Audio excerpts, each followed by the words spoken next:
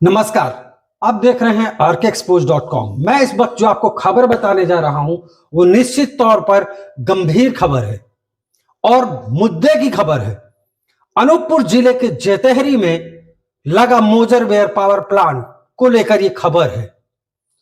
हम तक जो इस वक्त खबर आ रही है वो ये खबर आ रही है कि अनूपपुर जिले के जेतहरी में लगने वाले मोजरबेयर पावर प्लांट के दूसरे यूनिट को लेकर अब विरोध के सुर फूटने लगे हैं।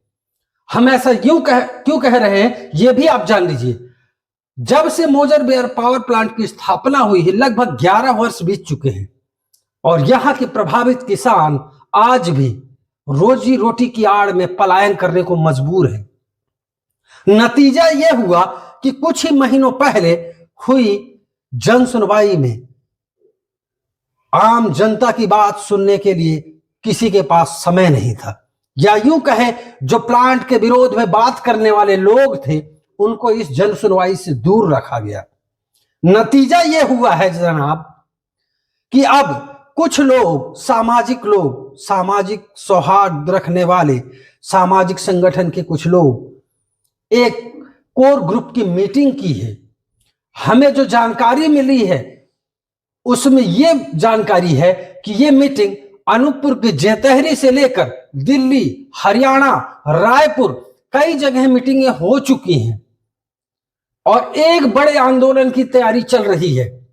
ये आंदोलन सितंबर महीने के आखिरी और अक्टूबर में होने की उम्मीद जताई जा रही है। बताया जा रहा है कि प्रभावित क्षेत्रों के युवाओं की बेरोजगारी, वहां के भौगोलिक स्तर का बदलाव एक बड़ी वजह है। मोजरबेयर पावर प्लांट ने अब तक ये नहीं बताया कि जब उसकी दूसरी यूनिट स्थापित होगी तो उसके लिए पानी कहां से आएगा, क्योंकि पहले यूनिट के लगने के बाद से ही सोन नदी का हाल जो हुआ है किसी से छुपा नहीं है। गर्मी में सोन नदी सूख जाती है और मवेशियों तक के पीने के लिए पानी मैसर नहीं होता। यह कैसी विकास लीला है जो क्षेत्र की विनाश लीला लिख रही है। प्रशासनिक अमला चुप है। ऐसे में कुछ लोगों ने चुपचाप तरीके से एक कोर ग्रुप का गठन करने की तैयारी कर ली है। मिली जानकारी के मुताबिक लगातार इस कोर ग्रुप के जो सदस्य हैं उनके बीच आपस में बातचीतों का दौर शुरू हो चला है और बैठकें भी लगातार की जा रही हैं। कुछ तस्वीरें भी हम तक आई हैं जिनमें हरियाणा, दिल्ली, छत्तीसगढ़ के रायपुर जैसी जगहों पर इस आंदोलन को लेकर बैठकें हुई हैं। इस आंदोलन में यह तय होगा कि आखिर यहां के बेरोजगार युवाओं को रोजगार प्रबंधन ने क्यों नहीं दिया। आज भी यहां लोग पलायन के लिए क्यों मजबूर हैं। अगर प्लांट लगना ही था तो सबसे पहली प्रायोरिटी वहां के प्रभावित किसानों की थी।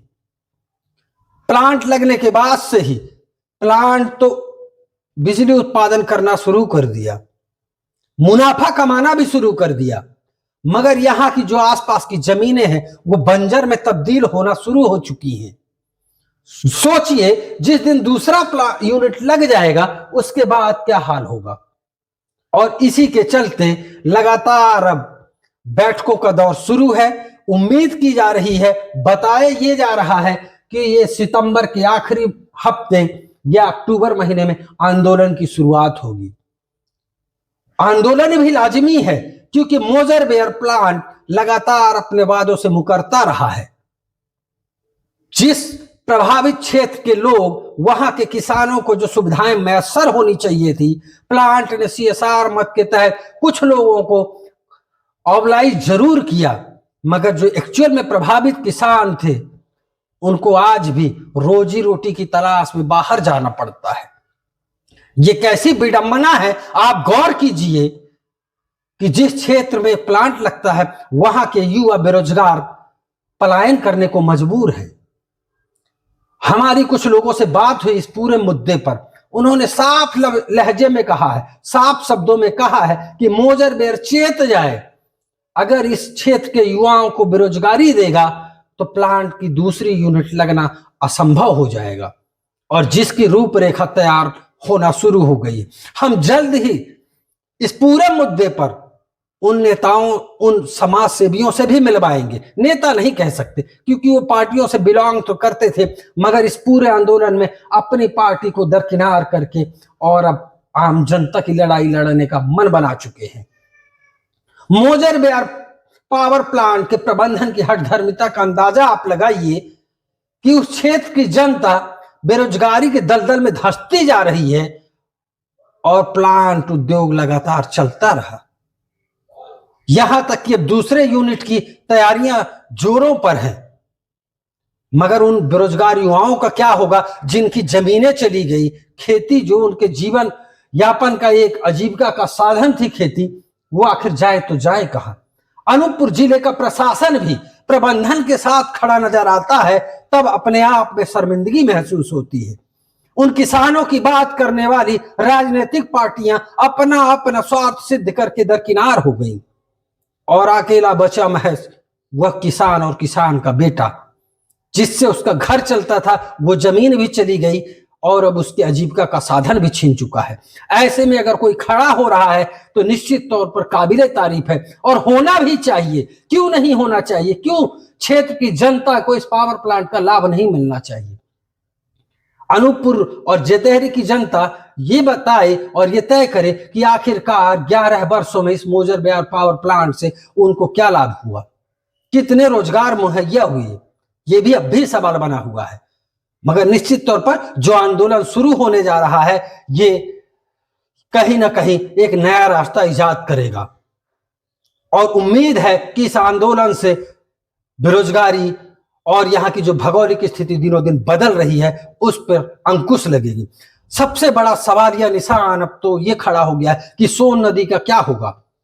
वो सोन नदी जो यहाँ की जीवनदायिनी है, जीवन रेखा मानी जाती है अनूपपुर जिले की।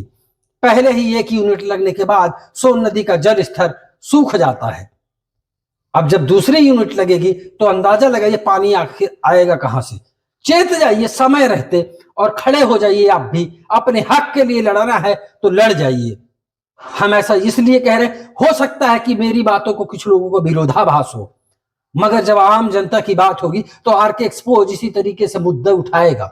नमस्कार।